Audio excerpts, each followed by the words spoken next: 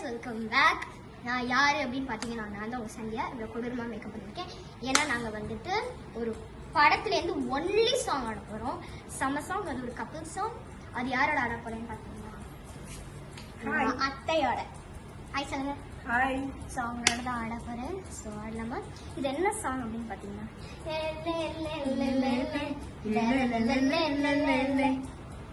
பொட்டுன முட்டாய் அப்படின்ற சாங் தான் நாங்கள் ஆட போகிறோம். ஆடலாமா?